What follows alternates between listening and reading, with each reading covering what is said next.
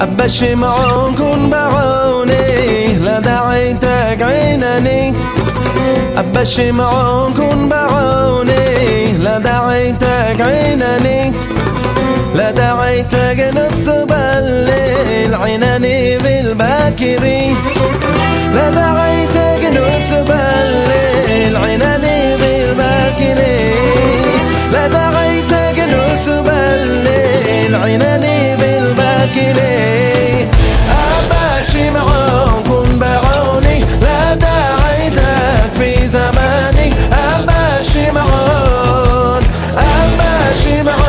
كن بعوني. I'm Rabbi Allan Tuffs, and I'm speaking to you from my study here at Temple Bethel in Hollywood, Florida. Our Torah portion for this week is actually a double portion. It's made up of two portions, Nitzavim and Vayeilech. We are getting very close to the end of the book of Deuteronomy. As a matter of fact, we only have one more Sedra, Ha'azinu, and then before you know it, we will be at Simchat Torah, that festival during which we celebrate the end of the yearly Torah cycle and the beginning of the yearly Torah cycle. Nitzavim, that first Sedra of this double Sedra, has a special place in Yom Kippur liturgy. We read passages from Nitzavim on Yom Kippur morning. What is it about Sedra Nitzavim that makes it relevant to Yom Kippur?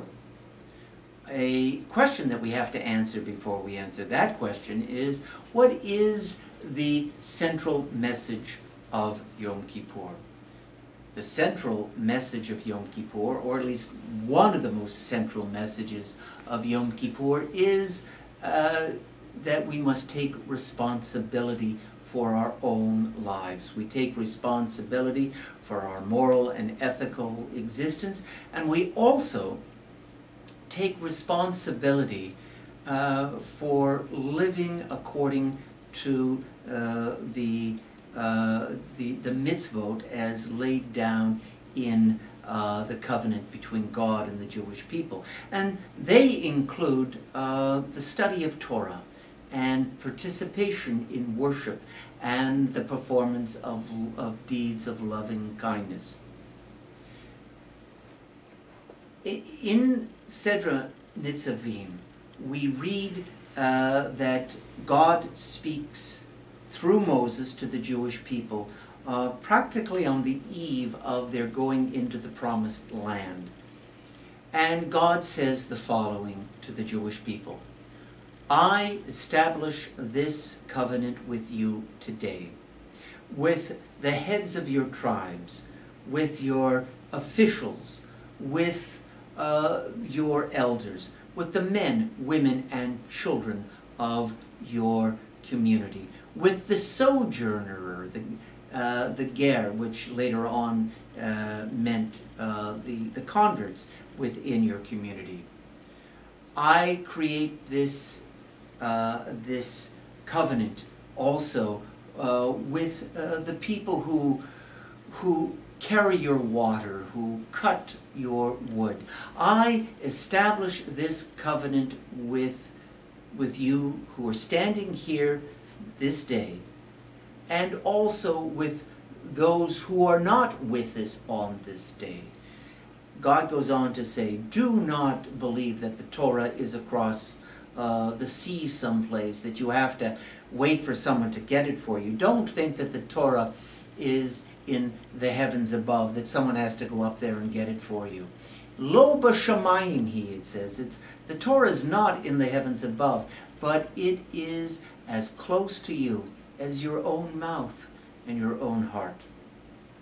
Notice how the Sedra goes through and eliminates almost every excuse that you could possibly come up with for not being a full participant in Jewish life. It starts off with the leaders of the community.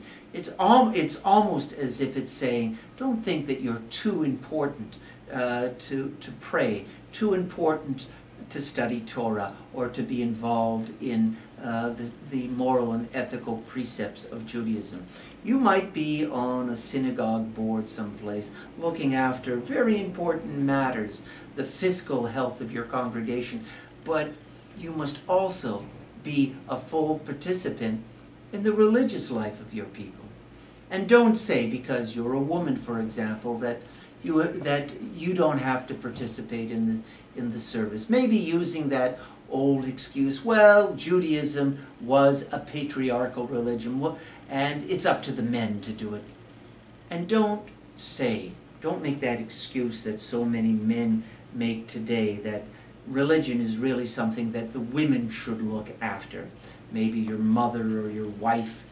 No, every man is to be involved in this covenant. And don't say that, oh, I don't have much of a Jewish education. What do I have to bring to the table? I don't even know how to participate. No, it's important that everyone, people who know a lot about Judaism, people who don't know so much about Judaism, to participate. This reminds me of a class that I taught many years ago when I was a young rabbi. The class was about sacrifices made in ancient Israel.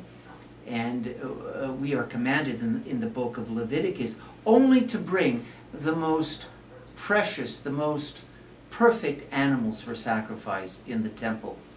Animals without blemish.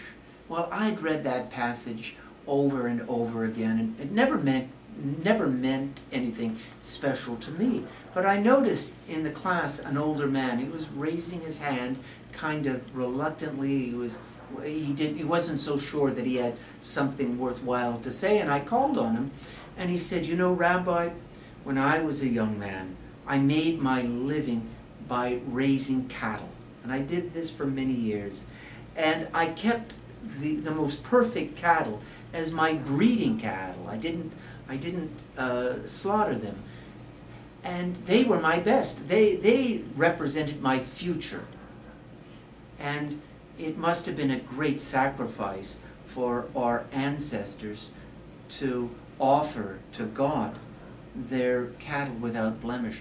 And you know, I was blown away by this. This man, who didn't know a lot of Torah, knew something about the Torah that I didn't know at that time. He brought into the classroom with him life experience and insights that were unique to his life. And that's the challenge here. We should know the tradition as best as we can, know what people in previous generations have said and how they have applied the tradition to their lives. But we must also know that it is perfectly okay. It is actually required for us to bring something of ourselves into the tradition, to make the tradition our own, knowing that the Torah is as close to us as our mouths, as close to us as our hearts. Shabbat Shalom.